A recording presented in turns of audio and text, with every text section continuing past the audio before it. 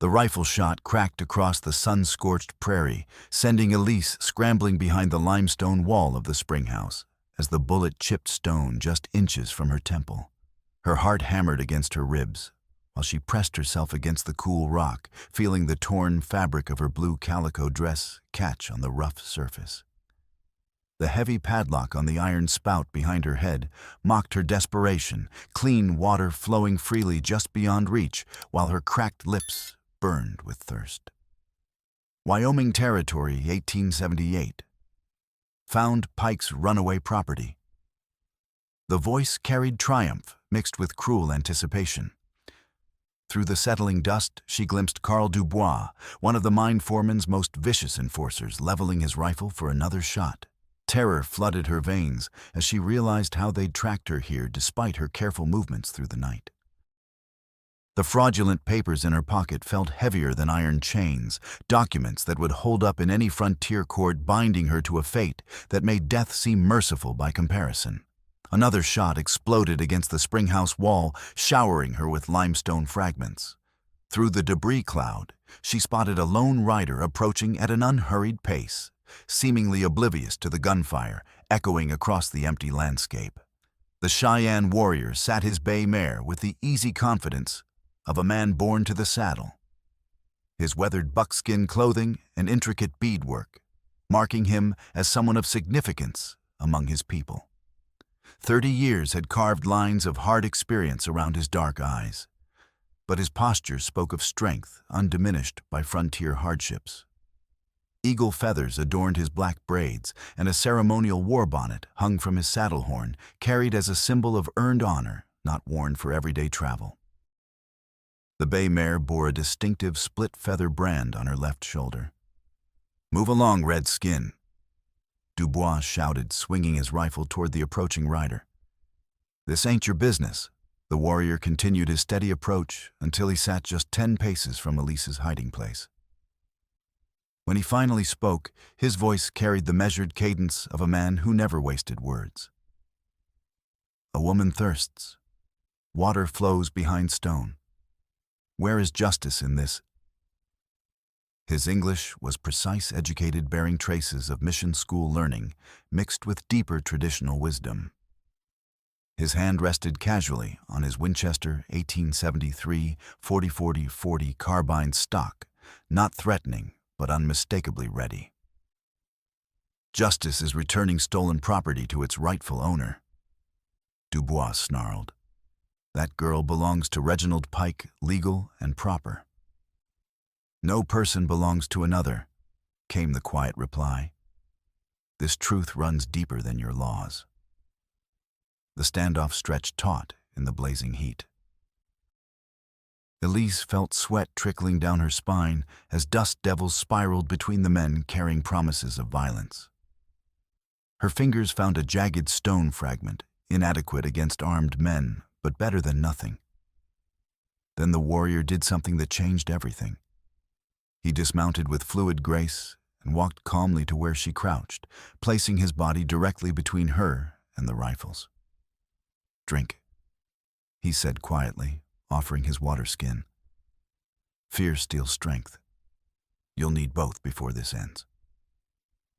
Their eyes met as she accepted the offering, and something passed between them. Recognition of kindred spirits, caught in circumstances neither had chosen. His presence radiated calm authority that began steadying her racing pulse. "Last warning, warrior," Dubois called. "Step away from Pike's property or join her in chains." The Cheyenne checked his rifle's action with practiced ease. "Then come and take what you believe you own." Learn why the Cheyenne never yield to thieves and liars. 3 days earlier, the overland stagecoach had deposited Elise at Crow's Landing like discarded cargo. She'd climbed down into the choking heat with dignity intact, despite her exhaustion, clutching a battered trunk containing everything she owned. 22 years had taught her that being orphaned meant being expendable, but also that survival required intelligence, courage, and the ability to recognize danger before it struck. Her traveling companion, Jasper Crenshaw, wheezed beside her, his alcohol-ravaged face already scanning for the nearest saloon. The man who'd posed as her protector possessed all the reliability of prairie grass in a wildfire. "Don't go wandering off, girl," he muttered, mopping his sweating brow with a filthy bandana. "Got business needs tending and you're collateral for my debts." The papers he produced made Elise's blood turn to ice. The indenture contract bore official seals and careful script claiming Jasper held rights to her labor in payment for transportation and subsistence. Every word was fabricated, but lies on legal-looking paper carried weight in frontier courts where a woman without family had no voice. "Sold your contract to Reginald Pike for a sorrel horse and $8 silver." Jasper continued avoiding her horrified stare. Man's got need of domestic help at his mining operation. She knew Pike by whispered reputation. Rattler Pike, they called him, for reasons that made women cross themselves and bar their doors after dark. His Red Ledge mine was a kingdom ruled by casual cruelty. "I won't go," she said quietly, hands clenching into fists bearing farm work calluses. "That contract means nothing. You can't sell what you never owned." Jasper's face darkened uglily. "Ungrateful little..." His hand rose to strike, but she was already moving farm-trained reflexes, carrying her away from his reach. She snatched her trunk and ran, leaving him cursing in the choking dust. Copper Gulch sprawled before her like a fever dream of false prosperity. The mining town had grown around the Red Ledge claim with all the planning of a grass fire, its buildings thrown together with more hope than skill. False-fronted stores lined the main street, their painted signs already fading under the sun's relentless assault. Men trudged through ankle-deep dirt with the defeated posture of those who'd learned that fortunes belonged to mine owners, not the workers who broke their backs digging ore. At the town's heart stood the courthouse, a modest stone structure serving as sheriff's office, courtroom, and jail. Sheriff William Hart emerged as Elise hurried past his tin star, catching harsh light on a vest that had seen better years. 45 years of frontier life had worn him like water-wearing stone, leaving a man who understood compromise's price and knew exactly what those payments had cost his soul. "Ma'am." He touched his hat brim in greeting, but his eyes held uncomfortable knowledge of a man owing debts to dangerous people. Pike's Gold had kept the sheriff's office operational when territorial funding ran thin, and Hart wore his obligations like a hair shirt. Elise nodded and kept walking instincts, warning her that law in Copper Gulch might serve interests other than justice. Instead, she sought allies among those with reason to oppose Pike's growing stranglehold. Dr. Marcus Franklin's office occupied the ground floor of what had been optimistically named the Grand Hotel. At 60, Franklin possessed steady surgeon's hands and weary eyes of a man who'd treated too many victims of accidents, bearing suspicious resemblance to deliberate violence. He charged what people could afford, often settling for payment in vegetables or mended clothing. "Broken ribs mend slowly," he was explaining to a miner as Elise approached. "Stay out of deep shafts 3 weeks or you'll be coughing blood by winter." The miner nodded grimly and shuffled away, leaving Franklin to notice Elise hovering uncertainly. His experienced eye took in her dress quality despite travel stains, the calluses speaking of honest labor, how she carried herself tired but unbroken. "You look like someone who could use water and rest," he observed with diagnostic directness. "I need work," she replied simply. "Honest work for honest wages." Franklin studied her, noting details that spoke of character forged in hardship. "Can you cook for a dozen men without poisoning them?" "Yes, sir." "Read and write clearly enough to keep books? Better than most." "Then speak with Beatrice Morrison at the schoolhouse. She's been seeking help with town records. and she knows everyone who might need reliable hands. His expression grew serious. But if you're running from something, young lady, this might not be far enough. Elise touched the pocket where Jasper's fraudulent contract lay hidden like a coiled snake. It will have to be. On the same dusty road, two Cheyenne riders approached from the northern reaches, their horses moving at the ground-eating lope that could cover 70 miles without faltering. Hayamovi rode point, his 30 years evident in weathered lines around his eyes and the confident way he sat his saddle. Behind him, Tokala matched his pace, younger by half a decade, but equally skilled in tracking and survival arts. The bay mare beneath Hayamovi wasn't his usual mount, but she carried herself with unmistakable pride of superior breeding. The split feather brand on her shoulder marked her as stolen property from Cheyenne herds, taken during a raid that had cost his young cousin's life. Recovering her was about more than reclaiming horses. It was about honoring the dead and maintaining respect that kept his people strong. The mare was seen at Pike's mining operation. Tokala reported as they paused to water their horses. His men boast of their bargain. Hayamovi's jaw tightened with controlled anger. The bay had belonged to his cousin, a promising young warrior who died defending the horse herd. Taking her back meant more than recovering property. It meant maintaining honor in a world that seemed designed to strip it away, piece by piece. Pike. He spoke the name like a curse.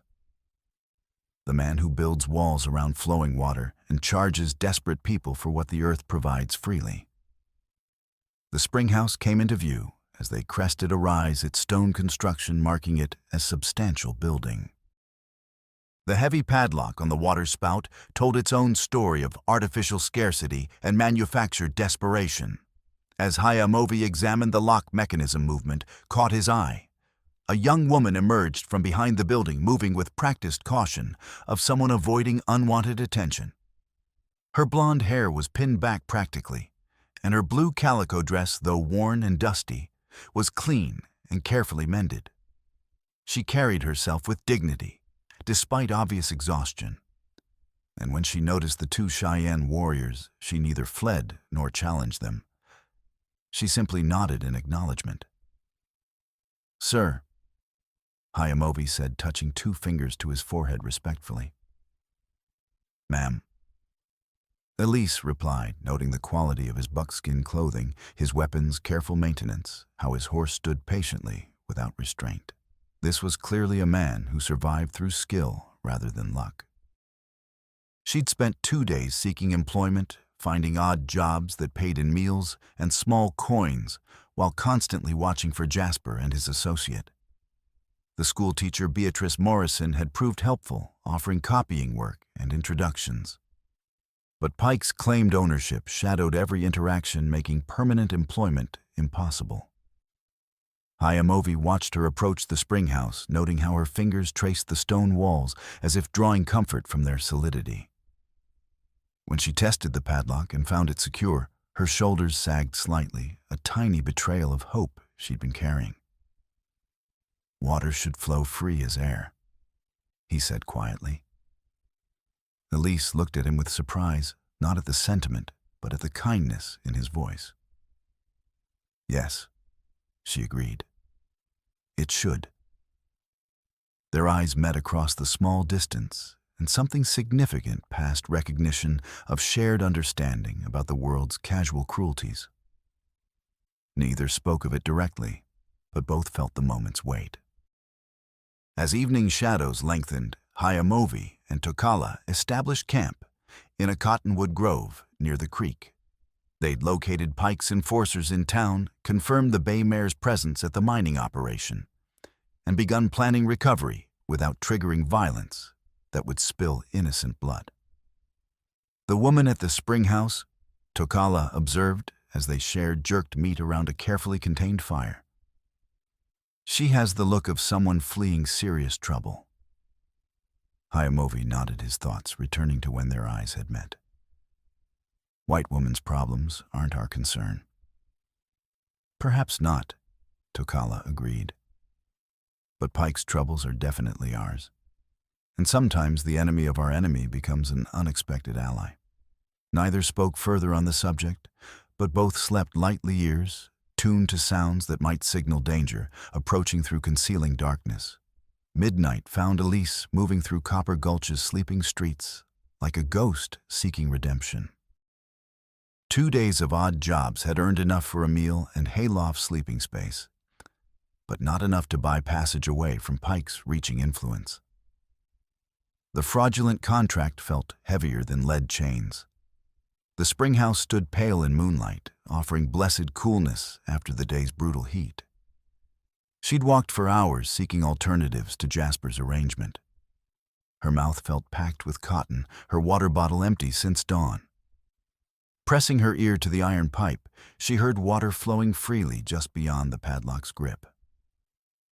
The lock was substantial, designed to discourage casual theft, but desperation could make even a farm girl creative. She found a flat stone heavy enough to serve as hammer. The first blow rang across the silent prairie like a gunshot. The second chipped paint but failed to weaken the lock's hold. The third brought voices from town, men's voices raised in anger, moving closer. "Told you I heard hammering," one called with satisfaction. Probably some thieving red skin trying to steal water. Elise froze, recognizing Carl Dubois' voice. She'd seen him pointing her out to other men discussing her future like livestock being evaluated. Approaching horses sent her scrambling for shadows, but the open prairie offered little concealment. Lantern lights swayed through darkness as 4 mounted men approached, with Hunter's purposeful determination. Pike himself rode in the lead, his considerable bulk unmistakable even in silhouette. Behind him came Dubois' Sheriff Hart, looking uncomfortable in his saddle, and a 4th man she didn't recognize, all armed, all focused on retrieving their employer's property. "Well, well." Pike's voice carried clearly heavy with satisfaction and malice. "Little Elise, you've led us quite a chase. Time to come home and honor your legal obligations." She stepped into the open, knowing continued hiding would only anger them further. "That contract is fraudulent, and everyone here knows it. I've never owed you a day's work or a cent. Courts might see things differently." Hart said uncomfortably, hand resting on his pistol grip. "Legal document properly witnessed and sealed. Witnessed by a drunk who forged it for horse money." Elise shot back with more courage than she felt. "That's not legal in any honest court." Pike dismounted with surprising agility, his boots striking earth with ownership's authority. "Legal is what I say it is in this county, girl. Now you can come quiet and dignified, or we can drag you like a stubborn mule. Makes no difference to my profit margin." The other men spread out in a practiced half-circle, cutting off escape routes with experienced efficiency. Pike produced rough hemp rope from his saddlebags, fashioning it into a leading halter, with hands that had clearly performed this task before. "Like livestock," he said with genuine satisfaction. "Which is approximately your current market value." From darkness beyond the lantern's glow came the soft whisper of hooves on grass so quiet only men trained to listen for danger would have noticed. The Cheyenne horses appeared like materializing spirits, their riders silent as hunting wolves. Hayamovi had been unable to find rest warrior instincts, telling him trouble was building like a thunderstorm. When metal striking metal reached his camp, he and Tokala had armed themselves and ridden toward the disturbance, expecting to find Pike's men stealing water under darkness cover. Instead, they discovered a scene speaking of different theft, the taking of human freedom by men mistaking legal papers for moral authority. Pike's enforcers were so focused on their captive, they never heard approaching horses until Tokala's war cry split the night like a blade. The sound served its purpose, spooking the white men's mounts and scattering them as war-trained horses responded to battle commands with disciplined precision. In the chaos that followed, Hayamovi moved with fluid grace of a man who'd learned warfare from masters, treating it as both art and science. His knife appeared as if conjured from darkness steel blade, reflecting moonlight as he cut Pike's rope before the mine owner could secure it. "Run!" he commanded with absolute authority. "Into darkness. Find cover and stay low." But Elise was farm-raised and knew that running blindly into unknown terrain was often more dangerous than staying to fight with allies. Instead, she pressed against the springhouse wall, making herself small while keeping eyes on the developing battle. Gunfire erupted like thunder muzzle flashes, strobing through night like deadly lightning. One of Pike's men had kept his seat and was firing wild, trying to hit targets moving like shadows through confusion. His bullets sparked off the iron pipe behind Elise's head, showering her with metal fragments and gunpowder's bitter taste. Hayamovi appeared beside her, as if stepping from night itself, broad shoulders blocking the line of fire, while his hands checked her for injuries with professional efficiency. Without ceremony, he lifted her onto his horse and swung up behind her, his body forming a protective shell around her smaller frame. "Hold tight," he commanded, and she found herself gripping the saddle horn as the bay mare launched into a gallop, carrying them away from the springhouse into the vast prairie darkness. Behind them, Pike's voice rose in frustrated rage. "Find them! I want that girl back, and I want that red-skinned scalp hanging from my belt. $50 gold for whoever brings me proof they're both dead." But Hayamovi knew the night country as Pike's men knew saloon floors, and within minutes pursuit had fallen behind, lost in the maze of dry washes and hidden arroyos scarring the plateau country. Only when they'd put miles between themselves and pursuers did he allow the mare to slow.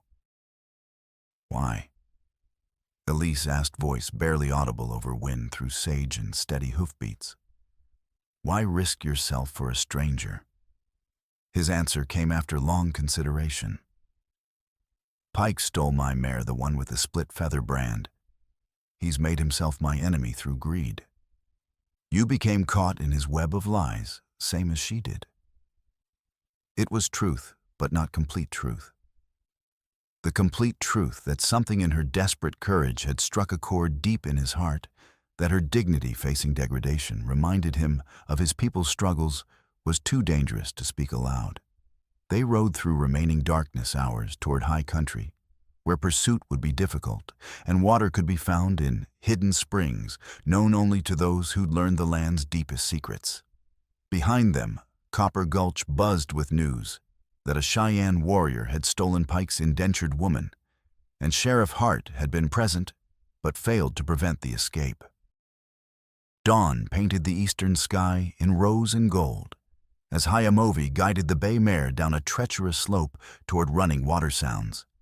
The Ash River cut through plateau country in deep pools connected by shallow rapids, its banks lined with cottonwoods providing both concealment and relief from mounting heat.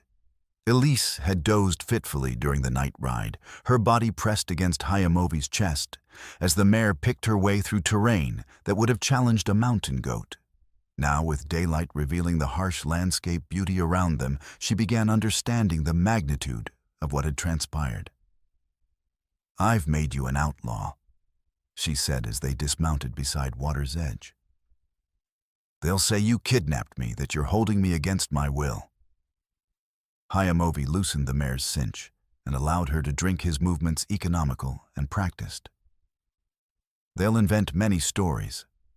Truth has never been required for their accusations." The water ran clear and cold over smooth stones, welcome after the previous day's heat and terror. Elise knelt beside the stream and drank deeply, feeling strength return with each swallow. When she looked up, she found Hayamovi watching her with an expression she couldn't quite read. "You know this country well," she observed, noting how confidently he'd navigated the darkness. My grandfather hunted these valleys when buffalo still ran thick enough to darken the earth for days.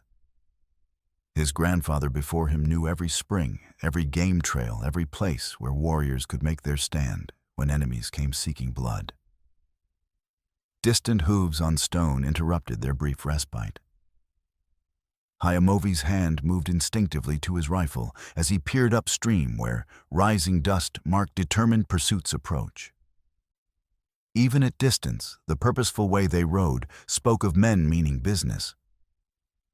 Hart, Hayamovi identified, recognizing the sheriff's distinctive gray gelding. And others. They followed our trail through the night. The pursuing party consisted of 6 men, all well armed, and riding with grim determination of bounty hunters closing on valuable prey. Hart rode point his tin star, catching morning sun, while Pike's enforcers spread out in a line designed to prevent escape. They'd pushed their horses harder than wisdom suggested gambling that speed would compensate for inferior terrain knowledge. But Pike had learned from the previous night's failure. Instead of charging blindly, he'd brought a tracker, a grizzled frontiersman named Cletus, who could follow week-old trails through solid rock. Worse, they'd brought dogs, their baying now audible across the morning air. Elise. Hart's voice carried clearly across water, tinged with what might have been genuine concern. Come back now, girl. Nobody needs bloodshed over a legal misunderstanding. She rose from beside the stream water dripping from her hands and faced the line of mounted men with the same dignity she'd shown at the springhouse. There's no misunderstanding, Sheriff. That contract is false from first word to last. Pike pushed his horse forward, face dark with anger that had made grown men disappear in the night. Legal document says different signed and witnessed proper.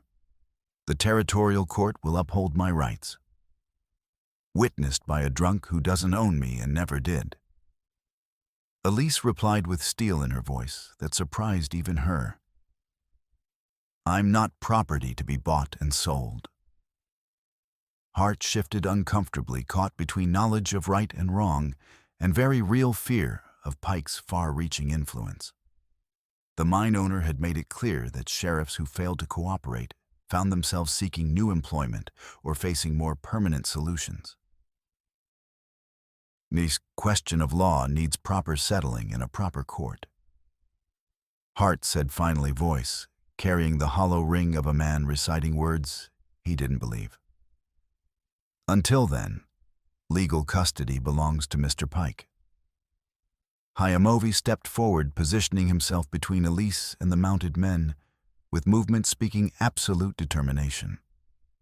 His rifle remained cradled in his arms, not yet threatening, but ready to become so. She chooses to walk free. He stated with authority of generations of warriors who'd never yielded to unjust demands. That choice belongs to her, not to papers signed by drunks and thieves. One of Pike's men, a scarred veteran of various frontier conflicts, spat tobacco juice and grinned with ugly anticipation. Red skins got no say in white man's business. Step aside peaceful, or we'll move you aside permanent. The tension stretched taut until Hart raised his hand for silence. He'd dealt with Cheyenne warriors before, and understood that pushing too hard too fast could result in bloodshed that would bring federal marshals and unwanted attention to Copper Gulch's business arrangements. Let's everybody take a breath, he suggested with forced calm. No need for shooting if we can settle this like civilized people. But civilized settlement required compromise, and Pike wasn't a man who believed in yielding ground he considered rightfully his. I paid good money for that contract, he snarled. She comes back willing, or somebody pays the price for stealing what belongs to me. That's when Cletus made his move. The old tracker had been working his way around their flank during the conversation, using the creek bed for concealment. His rifle cracked from behind a boulder, the bullet meant for Hayamovi's head, but striking stone as the warrior dove aside with lightning reflexes.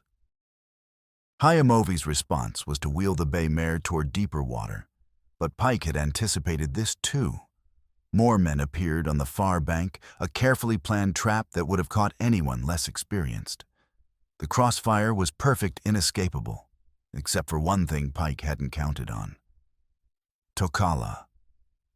The younger warrior's war cry echoed off the canyon walls as he charged down from the rimrock above his horse's hooves, striking sparks from stone as they descended an impossible slope. His rifle spoke twice in rapid succession, and two of Pike's flanking men tumbled from their saddles before they knew death was coming. In the chaos that followed, Hayamovi lifted Elise onto the mare and spurred her into the current. The water was deeper than it appeared and stronger, but the mare was mountain-bred and sure-footed. Shots rang out behind them, bullets striking water and sending up geysers of spray. But shooting accurately from horseback at a moving target required more skill than Pike's men possessed. They reached the far bank as pursuit splashed into the river behind them. But the current proved treacherous. Two of the following horses lost their footing on slippery stones, dumping their riders into the cold water with satisfying splashes. By the time the pursuit regrouped, Hayamovi and Elise had vanished into a maze of cottonwood groves and hidden arroyos. But their escape came at a cost. Elise had twisted her ankle badly during the desperate river crossing, and she bit back a cry of pain as they took shelter in the ruins of an old trapper's cabin. The log walls were still sound, despite years of abandonment. But the roof had partially collapsed, leaving them exposed to both sun and searching eyes. "Let me see that ankle," Hayamovi said, kneeling beside her with professional concern. She hesitated, acutely aware of the impropriety of allowing any man, especially a Cheyenne man, to handle her so intimately.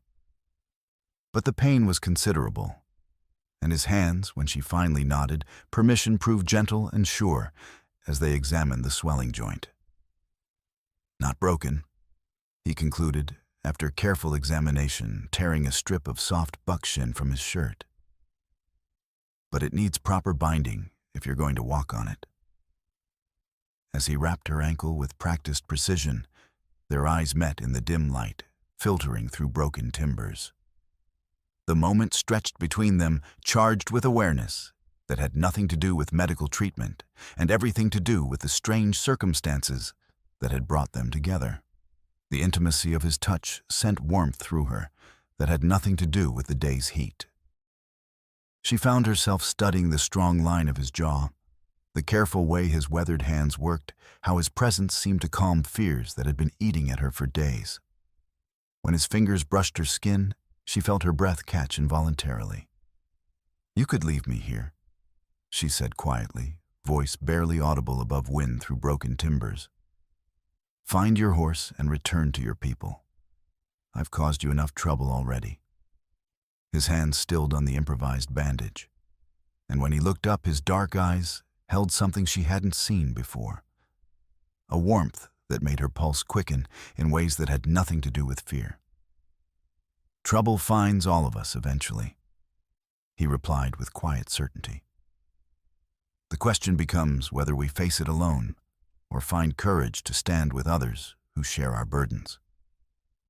Before either could explore those words' implications, the distant baying of tracking dogs reached their ears, carried on a wind like a promise of renewed pursuit.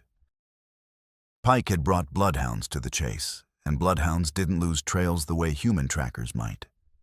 Hayamovi rose and moved to the cabin's single intact window, peering through a gap in the chinked logs with alertness of a man who'd learned carelessness could be fatal. They're being methodical this time, spread out in a proper search line, moving slow and careful. Elise tested her weight on the injured ankle and found she could walk, though not quickly enough, to avoid dogs trained for hunting human prey. How far to real safety? Depends on your definition of safe, he replied grimly, attention focused on approaching pursuit sounds. But there's high country 2 hours north rock that won't hold scent streams running cold and fast enough to wash away even the strongest trail. If we can reach it. He didn't finish the sentence, but she understood perfectly. If they could reach the highlands, they might survive long enough to plan their next move. If they couldn't, the choice would be made for them by men who viewed their alliance as an abomination worthy of violent correction. Together, they slipped from the cabin into the growing heat, moving toward distant promises of sanctuary that seemed to recede with each step. Behind them, pursuit sounds grew steadily closer, marking time with destiny neither could avoid. The high country proved to be a landscape sculpted by gods with a taste for drama and hardship. Towering stone pinnacles reached toward the burning sky, while hidden valleys carved by wind and water over millennia offered temporary refuge to those skilled enough to find them. Hyamavai led them through passages so narrow their stirrups scraped rock walls, following trails that existed more in ancestral memory than physical reality. For 3 days they traveled by night and rested by day, always listening for pursuit sounds that never quite faded. Pike's determination to recover his property had surprised even Hyamovi, who'd expected the mine owner to abandon the chase once it led into country where white men rarely ventured by choice. On the second night, as they sheltered in a wind-carved cave, while a sudden storm lashed the peaks with freezing rain, Elise found herself pressed close to Hyamovi for warmth. The intimate necessity of shared body heat in the face of potentially deadly cold broke down barriers that social convention had erected. "Tell me about your family," she said quietly as they listened to wind howl outside their shelter. "About the cousin who owned the mare." Hyamovi was quiet for so long she thought he wouldn't answer. When he finally spoke, his voice carried the weight of accumulated loss. His name was Little Elk. It means eternal blossom in our language. He was 17, full of dreams about becoming a great warrior, protecting our people from those who would take everything we have. He paused, staring into the small fire they'd risked kindling in the cave's depths. The men who killed him weren't soldiers or settlers defending their families. They were raiders, thieves, who killed for sport and profit. They took his scalp as a trophy, left his body for the coyotes. Elise felt tears sting her eyes at the pain in his voice. Without thinking, she reached out and covered his hand with hers. The contact was electric, sending warmth up her arm that had nothing to do with the small fire. "I'm sorry," she whispered. "I'm so sorry for your loss." He turned his hand, palm-up fingers, intertwining with hers in a gesture that felt both natural and revolutionary. Little Elk believed the old ways and new ways could find balance, that our people could adapt without losing who we are. Pike and men like him make that dream impossible. The storm raged for 2 days, trapping them in the cave, with dwindling supplies and growing awareness of each other. Necessity forced intimacy, sharing the single blanket, taking turns feeding the fire, even helping each other with minor injuries from their desperate flight. Each touch, each shared glance, each moment of protective positioning built something between them that neither quite dared to name. When the storm finally broke, they emerged to find their pursuers had lost the trail completely. The rain had washed away all scent, and even Pike's tracker couldn't follow sign through solid rock. But their supplies were nearly exhausted, and Elise's ankle, though healing, still pained her considerably. "We need to return," Hyamovi said as they shared the last of their jerked meat. "There are people in Copper Gulch who might help us if we can reach them without being caught." On the third night, as they prepared to descend from the high country, Tokala appeared. His horse showed strain from hard riding, and his face bore the grim expression of a messenger carrying news that would change everything. "Serious trouble brewing in town." He reported without preamble, voice tight with suppressed anger. Pike's men beat Silas Harper badly when he wouldn't admit to helping you escape. Dr. Franklin patched him up, but now they're watching the doctor's every move. Guilt struck Elise like a physical blow. Because of me. Innocent people are suffering because I refuse to accept slavery. No, Hayamovi said firmly, voice carrying absolute conviction. They suffer because one man believes he owns the water falling from the sky and the air filling our lungs. Your courage in running just gave him excuse to reveal his true nature. Takala nodded agreement, expression softening slightly. There's more news, and some brings hope. The school teacher Beatrice Morrison, she's been asking careful questions about Pike's contracts.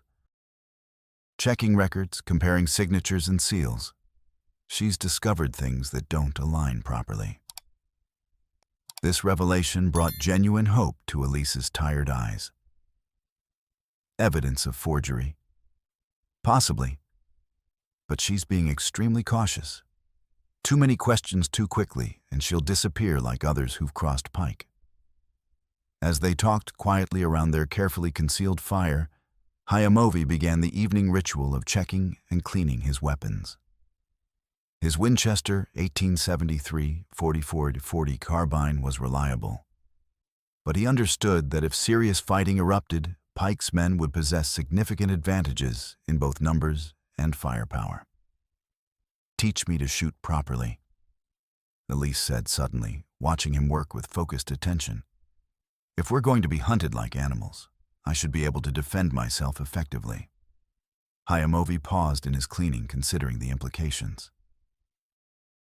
Teaching a white woman to use weapons was dangerous for multiple reasons, not least because it challenged every assumption about feminine helplessness that frontier society held sacred. But practicality outweighed social convention when survival hung in the balance. Hold the stock firm against your shoulder, he instructed, positioning the rifle in her hands with careful attention to proper form. The weapon wants to kick when you fire. If you fight against it, it fights back twice as hard. He stood behind her as she sighted down the barrel at a dead snag 40 yards away, his body close enough that she could feel his breath on her neck as he made minute corrections to her stance. The intimacy of the moment was not lost on either of them. She became acutely aware of his warmth, the subtle scent of leather and sage that clung to his clothing, the steady strength of his hands as they guided hers on the weapon. Your breath belongs to you, he continued, his voice taking on the cadence of traditional instruction. Don't let fear steal it from your control. Breathe in, fully release, half hold steady, then squeeze the trigger like you're coaxing honey from a stubborn comb. The rifle cracked, its echo bouncing off stone walls with multiplied force. The dead snag shivered as her bullet struck home, not center, but close enough to prove the lesson had been absorbed. Excellent, he said, and the genuine approval in his voice sent warmth through her that had nothing to do with desert heat and everything to do with the growing connection between them. Again, until it becomes as natural as breathing. They practiced until darkness made accurate shooting impossible. And when they finally settled around their small fire to share dried meat and hardtack, both were acutely aware of how the day's instruction had transformed something fundamental between them. Trust had deepened into something more complex and infinitely more dangerous, the kind of connection that frontier society regarded with suspicion and sometimes met with violence. During their time in the high country, small moments accumulated like drops of water, eventually carving through stone. The way he always positioned himself between her and potential danger, how she instinctively turned to him for guidance and protection. The growing comfort they found in each other's presence despite the vast differences in their backgrounds. One evening, as they shared watch duties, she found herself studying his profile in the firelight, the strong line of his jaw, the way his eyes never stopped scanning for threats, how his mere presence made her feel safer than she had since leaving the farm. When he caught her looking, neither looked away immediately, and the moment stretched between them as, "My grandfather used to say the buffalo would return someday." Hayamovi told her as they watched stars emerge in the crystal-clear mountain air, that the white man's endless hunger would eventually consume itself, and the land would remember how to be truly free again. "Do you believe that's possible?" she asked, voice soft in the gathering darkness. He remained quiet for a long time before answering, gaze fixed on constellations that had guided his people across these plains for generations beyond counting. "I believe change arrives in ways we don't expect, often wearing faces we don't immediately recognize. Maybe not exactly as he imagined, but change always comes to those patient enough to prepare for it." She understood he was speaking about more than buffalo and grasslands. The change growing between them was as inevitable as sunrise, but it would bring both illumination and revelation of dangers that darkness had mercifully hidden from view. The journey back to Copper Gulch required them to traverse country that seemed designed by a malevolent deity, intent on testing human endurance to absolute limits. They traveled exclusively by night to avoid the worst heat following dry washes and ancient game trails that offered concealment but little comfort. Hayamovi's intimate knowledge of the terrain kept them ahead of pursuit, but barely Pike's determination had not wavered, despite considerable expense and effort already invested. They reached the town's outskirts as the sun began its descent behind western mountains, painting the sky in shades of fire that reminded Elise, uncomfortably, of the violence that seemed to follow in their wake. The spring house stood silhouetted against dying light, its padlocked spout serving as stark symbol of artificial scarcity. Dr. Franklin's office glowed with lamplight, suggesting either late-night emergency work or patients too injured to wait for convenient hours. They approached with extreme caution, using shadows between buildings to mask their movement, while remaining alert for any indication their return had been detected. Franklin looked up from his medical bag as they slipped through his back door like ghosts seeking sanctuary, his lined face showing profound relief mixed with deep concern. "Thank God you're both still breathing. Half the town believes Pike's men killed you and dumped your bodies in some remote canyon." "What does the other half believe?"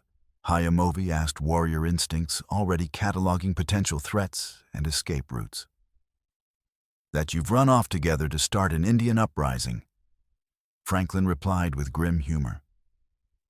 "Pike's been spreading colorful stories about savage kidnappers and the urgent need for decisive action to protect white womanhood from heathen depredations." Elise felt heat rise in her cheeks at the ugly implications. Such inflammatory tales had been used to justify unspeakable atrocities throughout the frontier's blood-soaked history, and she understood now why Hayamovi had taken such enormous risks to help her, not merely because Pike was his enemy, but because failure to protect her would provide convenient excuse for reprisals against all Cheyenne people. "We need to speak with Beatrice immediately," she said urgently. "If she's uncovered evidence of systematic forgery—" "She has indeed," Franklin confirmed, voice dropping to a whisper despite apparent privacy. "Far more than you might expect, and all of it damning. But possessing such dangerous knowledge has put her in mortal peril. Pike's men follow her to school each morning, wait outside her house each evening. She's terrified, but absolutely determined to see justice done." They waited until full darkness had settled before making their way to the schoolhouse, moving through back alleys and vacant lots like the fugitives they'd become. The building stood dark and apparently empty, but a coded knock brought Beatrice to the door immediately, her pale face resolute despite obvious strain. "I've been praying you'd return safely," she said, ushering them inside with nervous efficiency. "What I've discovered, it's far worse than any of us imagined possible." The evidence she'd assembled covered her desk like pieces of an enormous, malevolent puzzle. Contracts, shipping manifests, witness statements, financial records, all bearing the same official territorial seal that should have been unique to her position as keeper of town records. "The seal," she explained, holding up the brass stamp that legitimized official territorial paperwork. "It never left my desk drawer for a single moment, but somehow it appears on dozens of fraudulent contracts throughout the region. Completely impossible unless—" She produced a second seal from cloth wrapping identical to the first in every microscopic detail. "I discovered this hidden in Pike's private office when I was hired to clean there last month. At the time, I assumed it was merely coincidental, perhaps a backup kept for emergencies. But now I understand its true purpose." The implication struck Elise like a physical blow that left her gasping. He's been forging official documents on a massive scale. Not just my contract, dozens, possibly hundreds of them. How many people has he bound into illegal servitude using fraudulent paperwork? "More than you can possibly imagine," Beatrice replied, voice shaking with suppressed fury. "And those represent only the cases I've been able to document through available records. How many others simply disappeared when they tried to resist?" Hayamovi examined the duplicate seal with the experienced eye of a man who'd learned to detect fraud in horse trading and treaty negotiations. "This represents careful, expensive forgery work. Professional quality requiring significant resources and long-term planning. He's been preparing this operation for years." Before anyone could respond to this chilling observation, heavy footsteps echoed from the street outside, accompanied by voices raised in official authority. Beatrice quickly gathered her carefully organized evidence, while Franklin extinguished the lamp, plunging them into concealing darkness, just as Boots climbed the schoolhouse steps with ominous purpose. "Open this door immediately." Sheriff Hart's voice carried his badge's weight, but also the uncomfortable undertone of a man acting against his deepest convictions. "Official territorial business that cannot be delayed." The door shook under powerful blows, threatening to tear it from its hinges. Through the window, they could see torches moving in the street, far too many for a simple arrest. More left no witnesses. "The back exit," Beatrice whispered urgently, but even as she spoke, they heard men moving to surround the entire building. Pike had learned valuable lessons from their previous escapes and was taking absolutely no chances. The front door finally splintered under sustained assault, admitting Hart and 3 of Pike's most trusted enforcers. In the sudden flare of renewed torchlight, Elise saw the sheriff's face clearly for the first time since that terrible night at the Springhouse. And what she observed there made her stomach clench with pure dread. Hart's eyes held the desperate look of a man pushed far beyond his breaking point, whose accumulated debts had finally come due in ways he could no longer avoid or postpone. When he spoke, his voice carried the hollow ring of a man reciting words he utterly despised, but had no choice but to speak. "By the authority vested in me by the territorial government of this region, I'm placing all of you under arrest for theft of property, conspiracy to defraud legitimate business interests, and incitement to violence against lawful authority." "What theft?" Beatrice demanded, clutching her gathered evidence protectively. "What conspiracy? What violence?" Pike stepped through the broken doorway like a conquering emperor entering a captured city, his considerable bulk filling the available space with malevolent presence that seemed to suck warmth from the very air. "Theft of legally contracted property," he said, nodding toward Elise with proprietary satisfaction. "Conspiracy to defraud my legitimate mining operations. And incitement, well, stirring up the local redskins against law-abiding white citizens, qualifies nicely." It was then that Hart's betrayal became complete and absolutely devastating.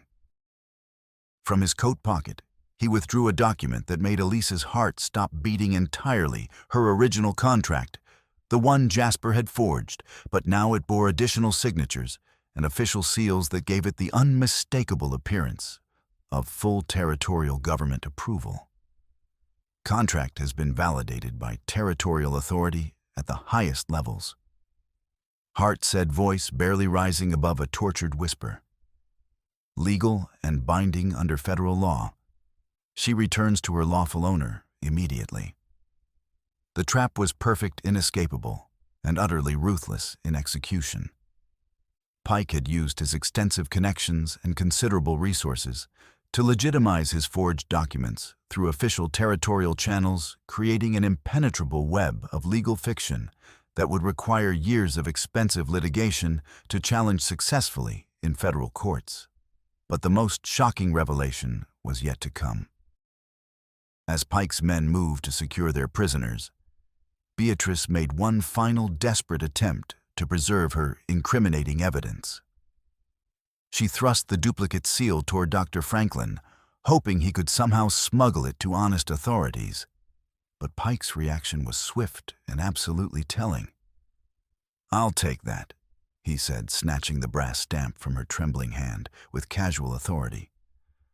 "Wouldn't want stolen territorial property to complicate legal proceedings any further." The words hung in the superheated air, like smoke from a grass fire, carrying implications that changed everything they thought they understood about the situation they faced. Pike's confident claim of ownership over the seal meant that Beatrice hadn't discovered his forgery operation at all. She had uncovered something far more sinister and far-reaching. The seal was never stolen property, Elise said, understanding, flooding through her consciousness like ice water in her veins. You had completely legitimate access to it from the very beginning. Pike's smile revealed the predatory satisfaction of a man who no longer needed to hide his true nature from his victims. Extremely intelligent observation, my dear. Too intelligent for your own continued health, but undeniably accurate. The truth, when it finally emerged in all its horrifying completeness, proved more shocking than any of them had dared imagine in their worst nightmares. Pike hadn't been operating a forgery ring at all. He had been creating fraudulent documents through entirely legitimate governmental channels, using his official position and political influence to transform the territorial administration's own bureaucratic machinery into a sophisticated engine of human enslavement. Sheriff Hart, finally confronted with undeniable evidence of his own systematic corruption, found his voice at last. You promised me it was temporary emergency measures. You swore the territorial government needed workers for critical infrastructure projects that couldn't wait for normal labor recruitment. And they do require such workers, Pike replied with smooth, practiced ease. Mining claims demand intensive labor inputs. Territorial development requires personal sacrifice from all citizens. I've simply been efficiently matching available workers with pressing economic needs throughout the region.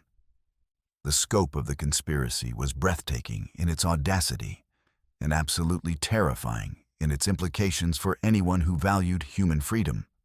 Pike had been systematically enslaving people through official legal channels, using the territorial government's own administrative authority to legitimize what amounted to human trafficking on a truly massive scale. As the full horror began to sink in, Hayamovi stepped forward with fluid grace, placing himself directly between Elise and Pike's reaching hands. His movement was purposeful and controlled, and in the uncertain torchlight, his traditional war paint seemed to gleam with supernatural intensity that spoke of ancient powers awakening to confront modern evil. Then everything exploded into chaos at once. Hayamovi's hand shot out like a striking snake, catching Pike's wrist before he could touch Elise. The mine owner's reflexive backhand struck nothing but air as the Cheyenne warrior twisted away from the blow with liquid grace. In the same motion, Hayamovi's knee drove upward, doubling Pike over with a grunt of pain and surprise.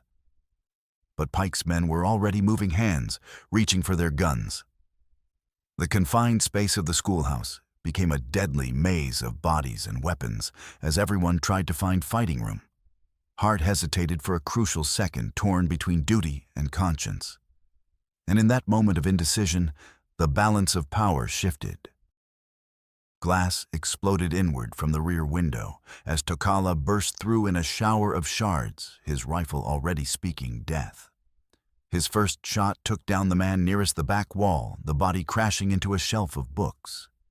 His second shot shattered the oil lamp, plunging half the room into dancing shadows and flame. Dr. Franklin, despite his age, moved with surprising speed to shield Beatrice from the crossfire. A bullet meant for her took him in the shoulder instead, spinning him around but not dropping him. "The evidence," he shouted over the gunfire. "Save the evidence." But Beatrice had already made her choice. Rather than let Pike's documents fall into enemy hands, she swept them into the spreading lamp flames. The papers caught instantly, months of careful investigation going up in smoke rather than being used to justify further enslavement. "My records," Pike bellowed, lunging toward the burning papers despite the battle raging around him. That's when Hart finally made his choice. The sheriff's pistol barrel caught Pike across the temple with a sickening crack, dropping the mine owner like a felled tree.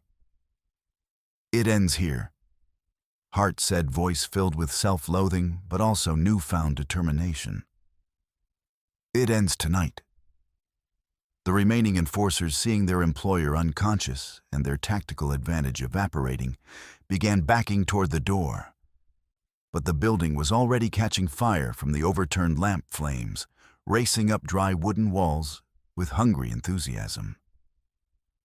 "Out," Hayamovi commanded, grabbing Elise's hand and pulling her toward the window where Tokala had entered. "The whole place is going up." They tumbled through the broken window in a tangle of limbs and flying glass, landing hard in the dirt outside.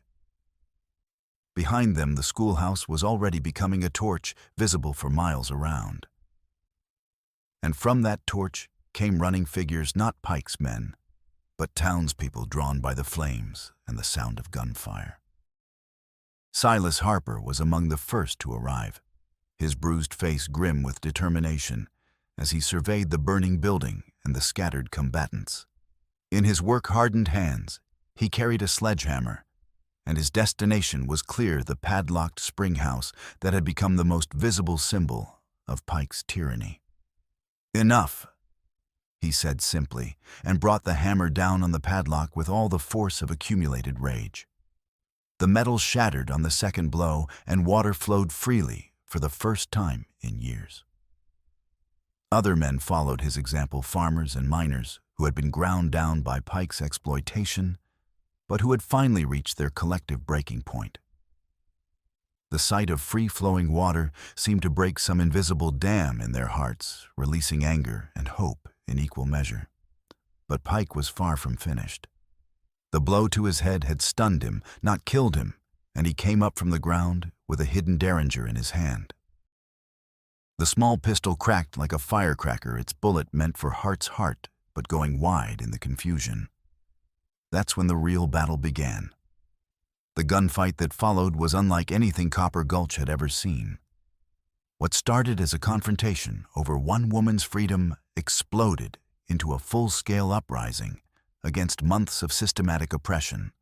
Pike's remaining men found themselves desperately outnumbered by townspeople who had discovered their collective courage. Hayamovi moved through the chaos with deadly grace, his Winchester 1873 40-40 carbine speaking with lethal accuracy as he protected not only Elise, but the growing crowd of rebels. Beside him, Tokala provided covering fire with mechanical precision, while Dr. Franklin, despite his wounded shoulder, tended the injured with calm professionalism. The mine office became the focal point of the battle. Pike had retreated there with his remaining men, using the stone building's thick walls and narrow windows as a fortress. But the townspeople were no longer the cowed victims he'd grown accustomed to terrorizing. "We need to reach that strongbox," Beatrice called out over the sound of sustained gunfire pointing toward the office building.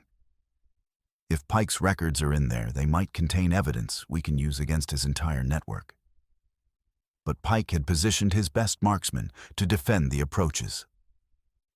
The office had been built, and every window commanded interlocking fields of fire that would cut down anyone foolish enough to charge across the open ground. That's when Elise made a decision that would have seemed impossible just days earlier.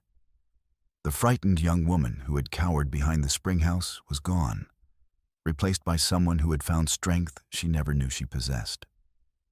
"I can reach that side window," she told Hayamovi during a brief lull in the shooting.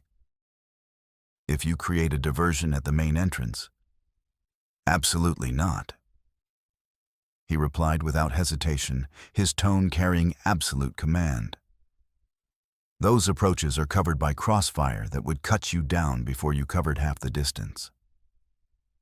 But even as he spoke, they both understood that conventional tactics would prove insufficient.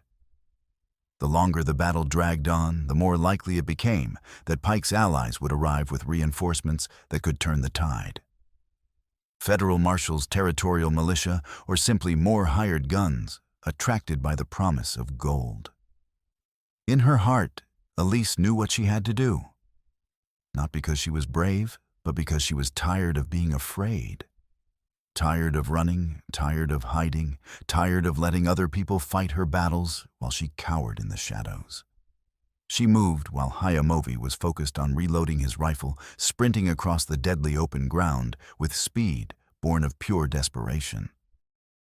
Bullets kicked up dirt around her flying feet and whined past her ears, but her farm-trained agility served her well as she dove headfirst through the office's side window in an explosion of breaking glass.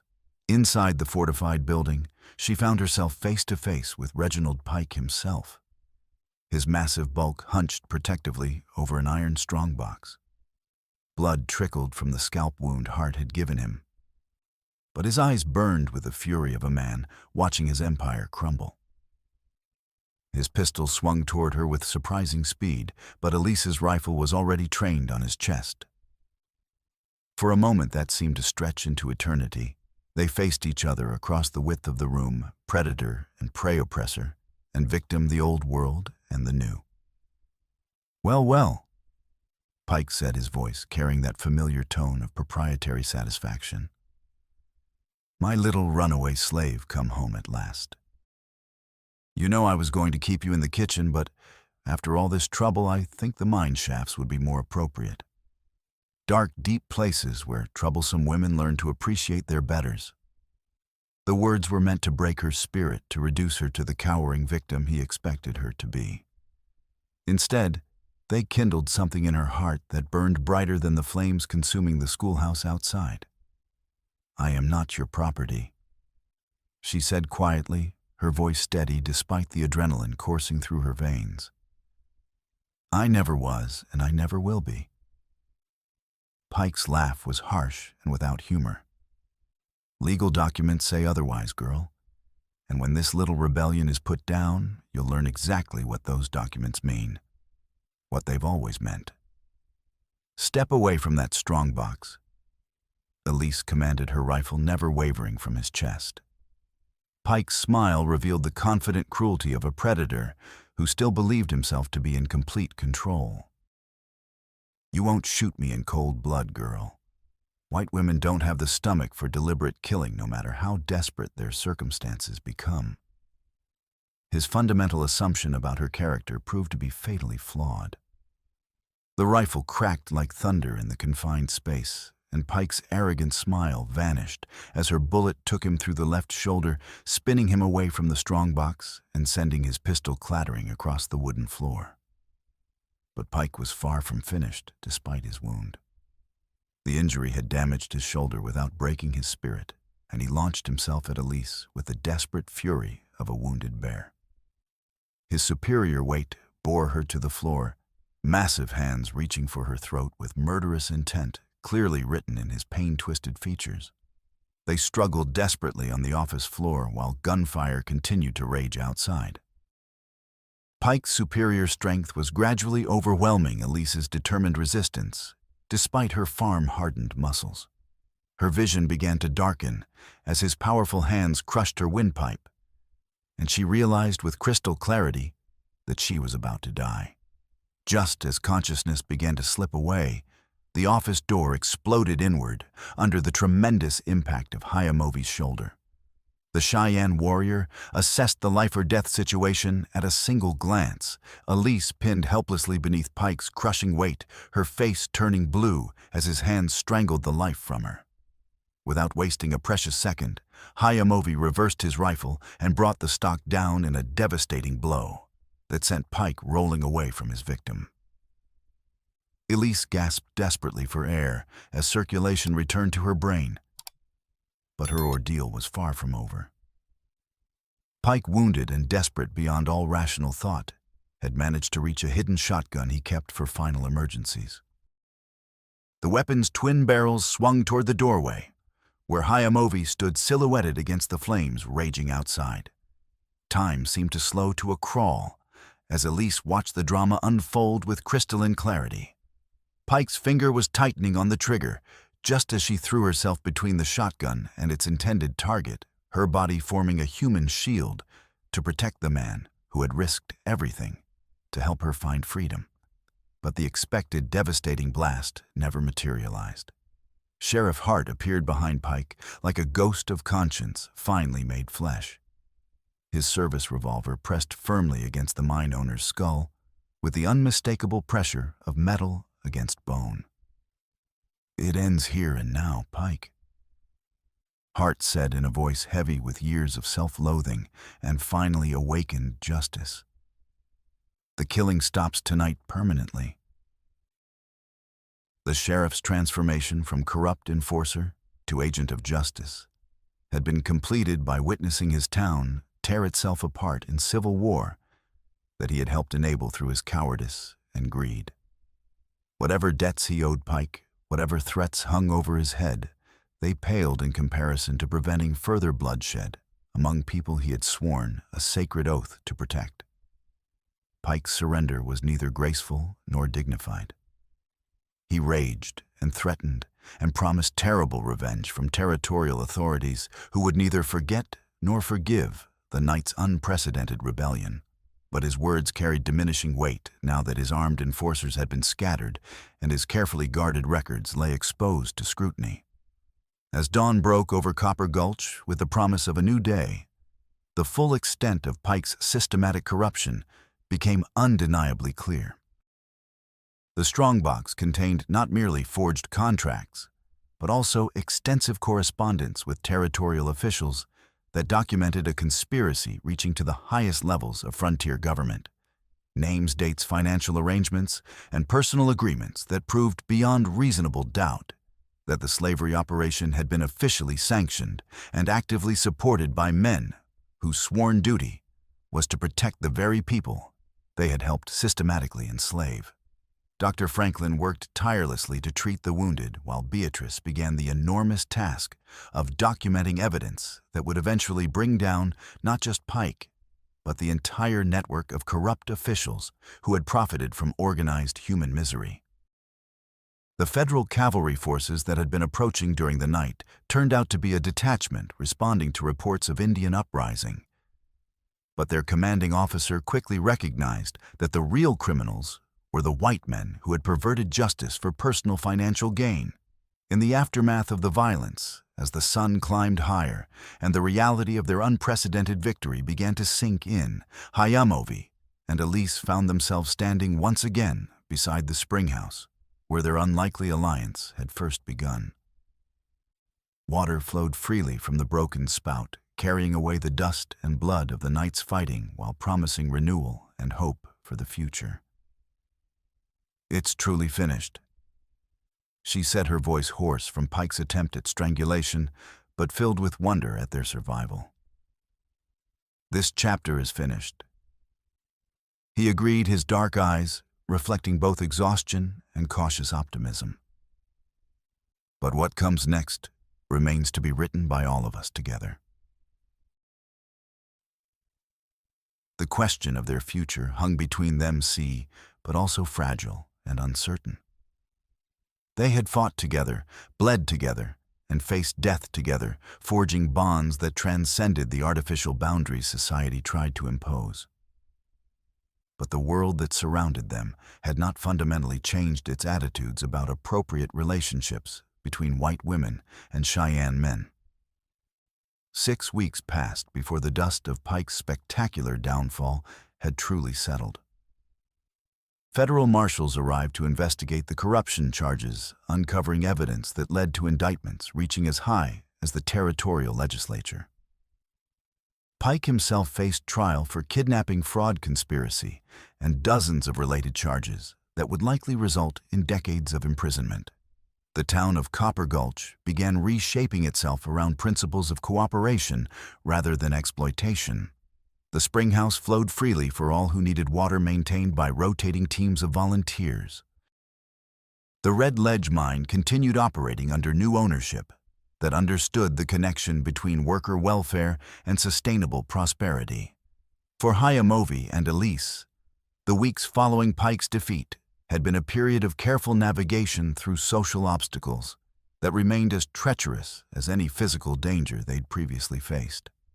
The townspeople's gratitude was genuine, but it coexisted uneasily with ingrained prejudices about racial mixing that could not be eliminated by a single night's heroism.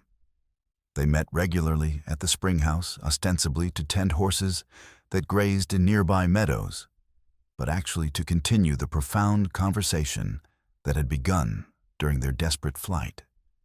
Their relationship deepened through shared work and quiet conversation, but always with acute awareness of social boundaries that conventional society expected them to observe. It was Tokala who provided the elegant solution that changed everything, arriving one crisp morning with news that offered hope they had not dared to imagine. "The Cheyenne Tribal Council has reached a unanimous decision," he announced. "They want to establish a permanent trading post here in Copper Gulch, creating an official presence that will help prevent future injustices against our people." The opportunity represented everything that neither Cheyenne nor Elise had dared hope for, a way to remain together while serving their respective communities, bridging the dangerous gap between two worlds that had been separated by suspicion and violence for far too long. As autumn gradually surrendered to winter's approach, Cheyenne completed construction of his substantial cabin near the trading post site. A sturdy log structure that incorporated both Cheyenne and frontier building traditions. The entire community gathered for a celebration that doubled as a welcoming ceremony, marking his transition from occasional visitor to permanent resident and valued member of their society. The final surprise came on a crisp evening before the first serious snowfall, as Cheyenne and Elise stood beside the spring house, where their extraordinary partnership had begun in violence and desperation. From his coat pocket, he withdrew a small object carved from honey-colored wood, a horse bearing the distinctive split-feather brand, rendered with loving attention to every detail. "To remember what we reclaimed together," he said, placing the beautiful carving in her hands with ceremonial solemnity. "Freedom from those who would enslave us. Justice for those who had been denied it. The right to choose our own path, regardless of what others believe we deserve." She examined the intricate carving in the fading light, noting the extraordinary skill and care that had been invested in its creation. But more than mere artistic achievement, it represented a promise that their love would endure, despite whatever obstacles society might place in their difficult path. "Will you stay for supper?" She asked, the simple words carrying layers of meaning that both understood with perfect clarity. "For supper." He agreed, and then added with a smile that transformed his weathered features, "And for all the suppers that follow, for as long as you'll have me." Their wedding took place the following spring, conducted by Dr. Franklin in his capacity as Territorial Justice of the Peace. with the entire community of Copper Gulch in enthusiastic attendance. It was not a ceremony that would have been possible under Pike's reign of artificial division and manufactured hatred, but in the new world they had helped create through courage and sacrifice. Love was free to flourish, regardless of the boundaries that narrow minds tried to impose. The trading post prospered under Hayamovi's skilled management, becoming a center of cultural exchange that benefited both communities immeasurably. Elise's school grew to accommodate students from neighboring settlements, her reputation as an educator spreading throughout the territory. Their children, when they came, would grow up in a world where cooperation was not only possible, but actively celebrated. The carved horse remained on their mantelpiece throughout their long and happy life together, serving as a constant reminder of the price they had paid for freedom and the vigilance required to preserve it for future generations. Sometimes on quiet evenings, when the wind carried the sound of water flowing freely from the spring house, they would tell their children the remarkable story of how two unlikely allies had stood against tyranny and won not just personal freedom, but the chance to build something better from the ashes of oppression. Years later, when historians studied the transformation of Copper Gulch from a company town ruled by fear to a thriving community governed by cooperation, and they focused primarily on the dramatic events of that violent night when the schoolhouse burned and the spring house was liberated. But those who had lived through the experience understood that the real victory lay in the quieter triumph of daily life, lived according to principles of justice and mutual respect. And every evening, as the sun set behind the western mountains and the first stars appeared in the clear desert sky, water continued to flow freely from the spring house, where their story had begun, carrying with it the eternal promise that freedom once won, through courage and sacrifice, could be preserved by those who truly understood its precious value.